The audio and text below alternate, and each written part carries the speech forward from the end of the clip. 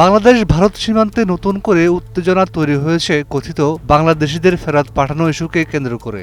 সাতক্ষীরা জেলার কাকডাঙ্গা সীমান্ত সংলগ্ন ভারতের হাকিমপুর এলাকায় কয়েকশো মানুষকে জড়ো করার খবর পাওয়া গেছে।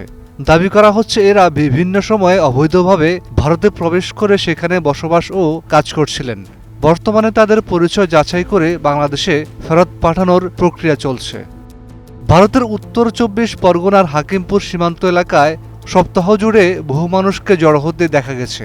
স্থানীয় সূত্র বলছে, এসব ব্যক্তির কাছে বাংলাদেশের জাতীয় পরিচয়পত্র সহ বিভিন্ন নথি চাওয়া হচ্ছে। তাদের নাম, পরিচয়, আদিবাড়ির জেলা এবং অন্যান্য তথ্য সংগ্রহের পাশাপাশি ছবি তোলাও হচ্ছে। এরপর সীমান্তের কাছাকাছি স্থানে অপেক্ষা করানো হচ্ছে।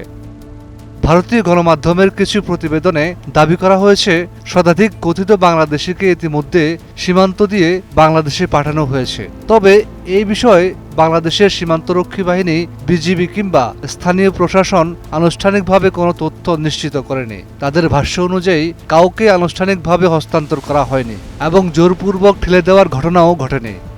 তবে সীমান্তের ওপারে অনেক মানুষকে একত্রিত করা হচ্ছে, এমন তথ্য বিজিবির কাছেও রয়েছে। সীমান্তে যে কোনো ধরনের অনুপ্রবেশ বা পুশ ইন ঠেকাতে সতর্ক অবস্থানে রয়েছে বিজিবি। বাংলাদেশ অংশে সাতক্ষীরার কাকডাঙ্গা সীমান্ত এলাকা এখন পর্যন্ত বড় ধরনের উত্তেজনা দেখা যায়নি। তবে সম্প্রতি অবৈধভাবে ভারত থেকে বাংলাদেশে প্রবেশের চেষ্টা করার সময় 2 নারীকে আটক করে আইনশৃঙ্খলা বাহিনীর কাছে হস্তান্তর করা হয়েছে। এদিকে পশ্চিমবঙ্গে রাজনৈতিক পট পরিবর্তনের পর নতুন মুখ্যমন্ত্রী শুভেন্দু অধিকারী অবৈধভাবে বসবাসকারী কথিত বাংলাদেশিদের বিরুদ্ধে কঠোর অবস্থানের ঘোষণা দিয়েছেন। তিনি অবৈধ অনুপ্রবেশকারীদের জন্য হোল্ডিং সেন্টার তৈরির নির্দেশও দিয়েছেন। এরপর থেকেই সীমান্তে এমন তৎপরতা বাড়তে শুরু করেছে বলে মনে করছেন পর্যবেক্ষকরা। সাতক্ষীরা 33 বিজিবির অধিনায়ক লেফটেন্যান্ট কর্নেল কাজী আশিকুর রহমান জানিয়েছেন, গত ২৬ মে ভারত থেকে কয়েকজনকে জোর করে বাংলাদেশে প্রবেশ করানোর চেষ্টা করা হয়েছিল। তবে বিজিবির কঠোর অবস্থানের কারণে সেই চেষ্টা ব্যর্থ হয়। তিনি বলেন, সীমান্ত এলাকায় নিয়মিত টহল ও মাইকিং কার্যক্রম চালানো হচ্ছে এবং যে কোনো ধরনের পুশ ইন প্রতিহত করতে বিজিবি প্রস্তুত রয়েছে।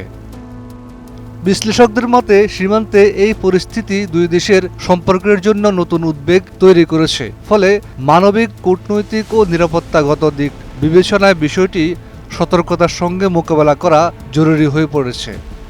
Desk report, 21 television.